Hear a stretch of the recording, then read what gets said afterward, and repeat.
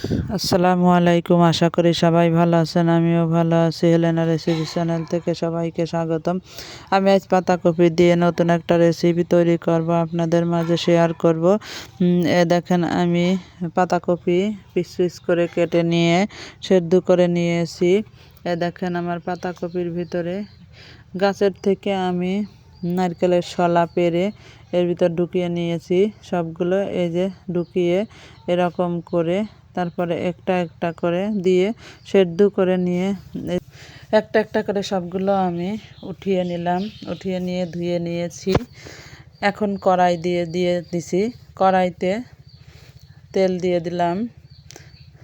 এখন আমি 3টা ডিম সিদ্ধ করে রেখেছিলাম, ভেজে নিলাম।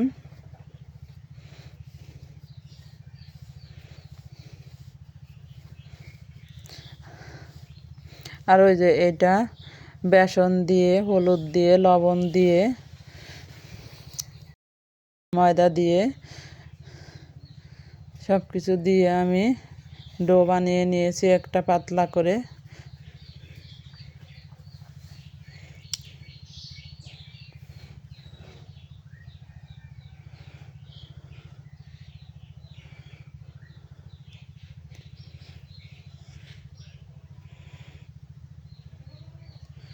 ডিম উল্টে পাল্টে ভেজে নিয়ে আমার ভেজে নেওয়া হয়ে গেছে। এখন উঠিয়ে নিতেছি।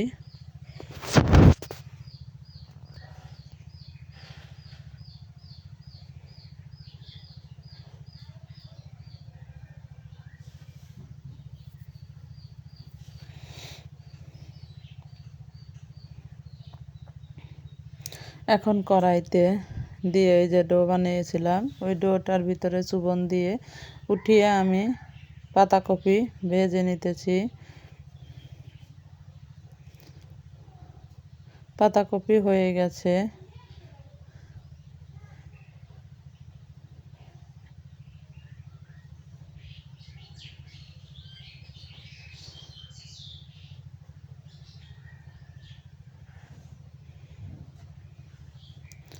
আমি 2বারে ভেজে নিব। হয়ে গেছে এটা। এই যে আমার ভাজা হয়ে গেছে, আমি উঠিয়ে নিতেছি।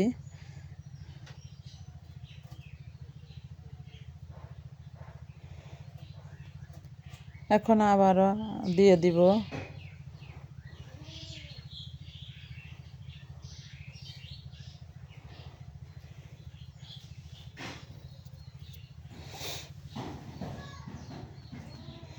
আপনারা কে কে এই পাতাকপি ভাজা এরকম করে রান্না করে খেয়েছেন কমেন্টে জানাবেন।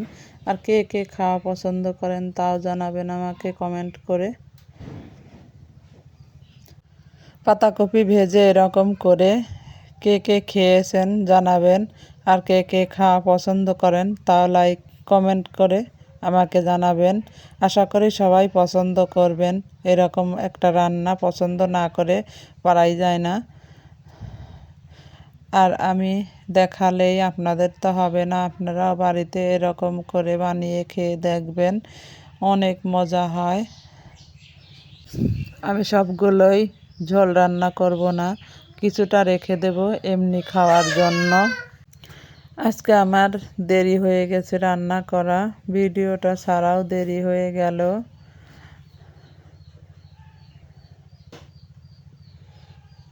ভাজা হয়ে গেছে, এখন উঠিয়ে নিব।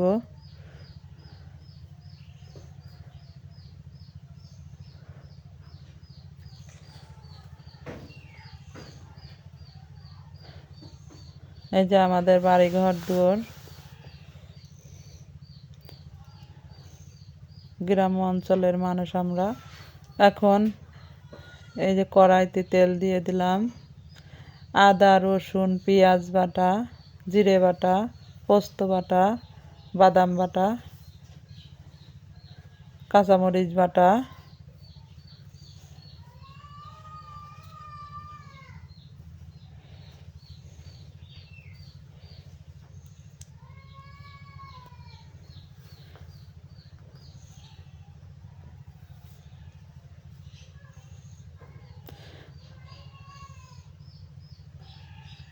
হলুদ, লবণ, মরিচের গুঁড়ো দিয়ে ভালো করে কষিয়ে নেব। মশলাটা কষানো হলে ভালো হয়, ভালো করে কষিয়ে নিলে তরকারি মজা হয়। এখন আমি আরেকটু পানি দিয়ে দিলাম, ভালো করে কষিয়ে নেব।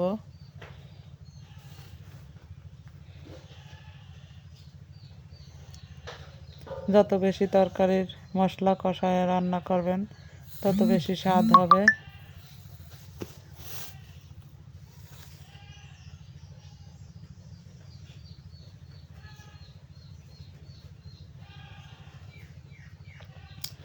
এখন আলু কষিয়ে নেব।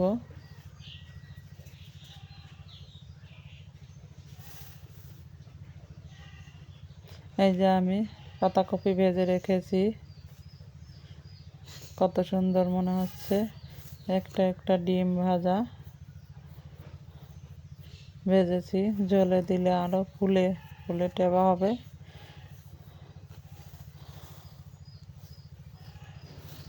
পুরো ভিডিওটা আপনারা দেখবেন, স্কিপ করবেন না। স্কিপ করে দেখলে বুঝতে পারবেন না। রান্নাটা দেখে আপনারা রান্নাটা কেমন হলো বলবেন। আশা করি সবাই পছন্দ করবেন। লাইক, কমেন্ট, শেয়ার, সাবস্ক্রাইব দিতে ভুলবেন না। এখন আমি ডিম 3টা দিয়ে দিলাম।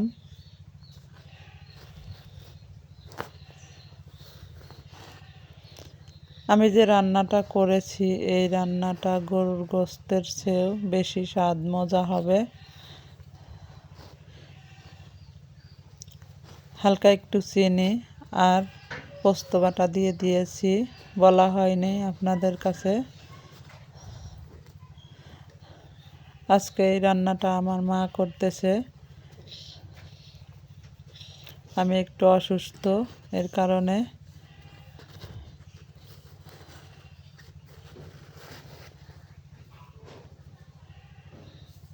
এখন রান্না হয়ে গেছে, আমি ঢেলে নেব। আল্লাহ হাফেজ, দেখা হবে আবার পরবর্তী ভিডিওতে।